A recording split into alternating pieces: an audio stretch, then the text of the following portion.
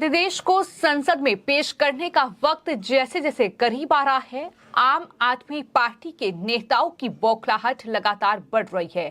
दिल्ली से लेकर पंजाब और गोवा तक आम आदमी पार्टी के नेता भड़के हुए हैं और नतीजा ये है कि दरअसल ये बौखलाहट अब न सिर्फ संसद में निकल रही है बल्कि गोवा विधानसभा में भी आम आदमी पार्टी के नेताओं ने मणिपुर हिंसा पर चर्चा करने की मांग की, जिसके बाद उन्हें सस्पेंड कर दिया गया। नमस्कार, स्वागत है आपका द न्यूज पर। मैं हूं आपके साथ शिप्रा सैनी। तो दिल्ली के अध्यादेश को मंगलवार को संसद में पेश किया जाएगा और इसको लेकर अब एक बार फिर आम आदमी पार्टी के राज्यसभा सांसद राघव चड्ढा बौखलाए हैं। एक बार फिर मणिपुर के मामले को लेकर सरकार को घेरा है और ये कहा है कि 65 सांसदों ने राज्यसभा में नोटिस दिया है। उस नोटिस में यह कहा गया है कि मणिपुर के मामले पर सरकार संसद में चर्चा करे और इसको लेकर अब एक बार फिर से राघव चड्ढा ने बयान दिया है और राघव चड्ढा ने यह कहा है कि सरकार मणिपुर पर चर्चा नहीं चाहती है। संसद का मॉनसून सत्र 20 जुलाई को शुरू हुआ था। अगर पिछले 11 कार्य दिवसों में से एक दिन भी मणिपुर पर चर्चा होती तो बाकी दिनों में विधायी कार्य किया जा सकता था। ये राघव चड्ढा का बयान है। यानी अध्यादेश जो सरकार पेश कर रही है और जाहिर तौर पर आम आदमी पार्टी के पास उतना समर्थन नहीं है कि इस अध्यादेश के खिलाफ वो वोटिंग करके इस अध्यादेश को गिरा पाए। तो ऐसे में अब बौखलाहट जो है वो मणिपुर के मुद्दे को लेकर इस तरीके से सरकार पर निकल रही है।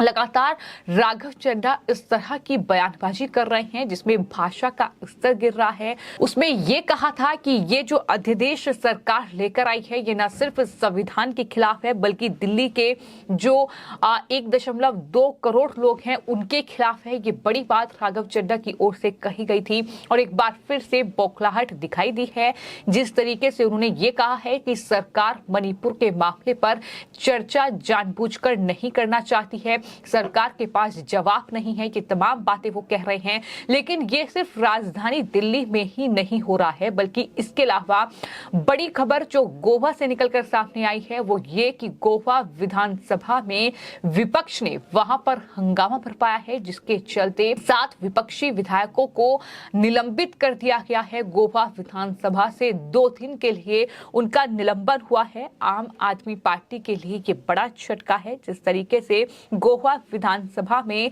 मणिपुर के मुद्दे को लेकर हंगामा हुआ और इस दौरान हंगामा करने के लिए सभी 7 विपक्षी जो विधायक थे, जो सदस्य थे विधानसभा में, उन्हें 2 दिन के लिए सदन की कार्यवाही से निलंबित कर दिया गया है। जिन नेताओं को विधानसभा की कार्यवाही से निलंबित किया गया है उनमें विपक्ष के नेता यूरी अलेमाओ है, कांग्रेस पार्टी के विधायक हैं एल्टोन डिकोस्टा और साथ ही कार्लोस फेरेरा भी उसमें शामिल हैं। आम आदमी पार्टी के विधायक की अगर बात की जाए तो वेंजी विगास जो हैं उन्हें निलंबित किया गया है। क्रूज सिल्वा को निलंबित किया गया है। गोवा फॉरवर्ड पार्टी के विजय सरदेसाई को निलंबित किया गया है। गोवा रिवोल्यूशनरी पार्टी के बीरेश बोरकर भी इसमें शामिल हैं, उनका भी निलंबन हुआ है। तो कुल ये नेता हैं जिनका निलंबन किया गया है। तो आम आदमी पार्टी को गोवा में भी बड़ा झटका लगा है। कुल मिलाकर राजधानी दिल्ली से लेकर पंजाब और गोवा में ये आम आदमी पार्टियों की बौखलाहट है जो देखने को मिल रही है, क्योंकि अध्यादेश जब सरकार पेश करेगी तो जाहिर तौर पर अगर वो संसद के दोनों सदनों से पास हो जाता है तो फिर अरविंद केजरीवाल के पास कोई ऑप्शन बचेगा नहीं। तो ऐसे में अरविंद केजरीवाल और उनके नेताओं के लिए मुश्किलें बढ़ रही हैं। हालांकि खबर ये थी कि आज सदन में लोकसभा में सरकार इस अध्यादेश को पेश करेगी, लेकिन अब जानकारी सामने आई है कि मंगलवार को ये अध्यादेश पेश होगा।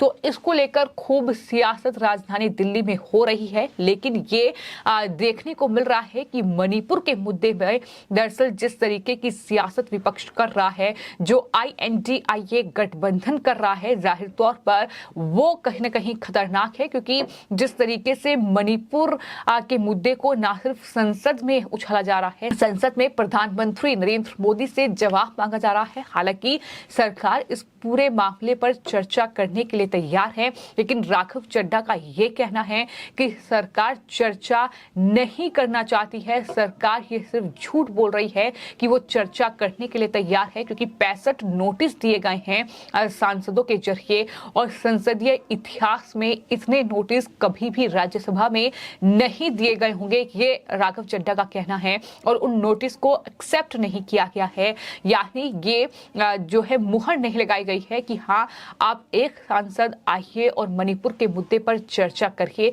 सरकार चर्चा के लिए तैयार नहीं है। ये आरोप राघव चड्ढा और तमाम जो विपक्षी दलों के ये सांसद हैं राज्यसभा के, उनका आरोप है। लेकिन वहीं सरकार का ये कहना है कि मणिपुर के मुद्दे पर सरकार चर्चा करने के लिए तैयार है, लेकिन विपक्ष ये चाहता है कि संसद की कार्यवाही जो है वो ना चल पाए, ताकि कोई भी बिल पेश ना हो पाए, कोई भी बिल जो है वो संसद के दोनों सदन यानी लोकसभा और राज्यसभा से पास ना हो पाए। ये जो है विपक्ष की मंशा है, ये बीजेपी का आरोप है। तो कुल मिलाकर उस तरह की राजनीति देखने को मिल रही है। लेकिन फिलहाल आम आदमी पार्टी के नेता राघव चड्ढा हों, फिर चाहे वो सौरभ भारद्वाज हों, चाहे फिर वो संजय सिंह हों, लगातार जिस तरह की बयानबाजी कर रहे हैं, लगातार राघव चड्ढा की जो बयान सामने आ रहे हैं, वो इस बात को बता रहे हैं कि किस तरीके से वो बौखलाए हुए हैं, किस तरीके से जो उनके बयान हैं वो इस बात की गवाही दे रहे हैं। तो लगातार राघव चड्ढा के जो बयान हैं वो सामने आ रहे हैं, गैर संवैधानिक,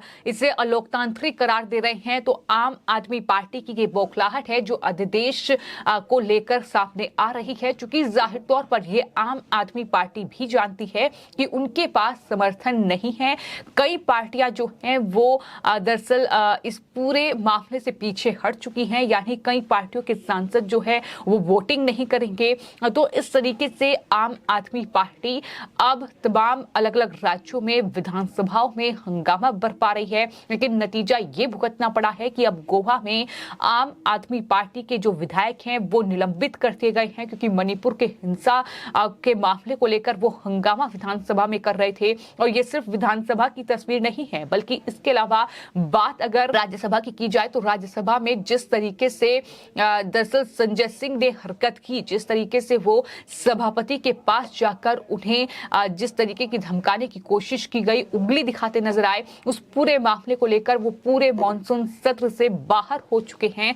तो ये आम आदमी पार्टी की असलियत को दिखाता है, आम आदमी पार्टी की बौखलाहट को दिखाता है, और कहीं ना कहीं ये उनके व्यवहार को दिखाता है कि वो कहते हैं कि हम कट्टर ईमानदार हैं, कट्टर देशभक्त हैं, लेकिन किस तरीके से वो संसद में जो कार्यवाही चल रही है, जो राज्यसभा के सभापति हैं जगदीप धनखड़, उनका ही वो सम्मान नहीं कर रहे हैं। तो जाहिर तौर पर ये तमाम चीजें दिखाने के लिए काफी हैं कि किस तरीके से आम आदमी पार्टी कहीं ना कहीं इस पूरे मामले को लेकर बैकफुट पर फिलहाल नजर आ रही है। आपकी इस पूरे मामले पर क्या राय है, कमेंट बॉक्स में जरूर लिखें और चैनल को सब्सक्राइब करें। धन्यवाद।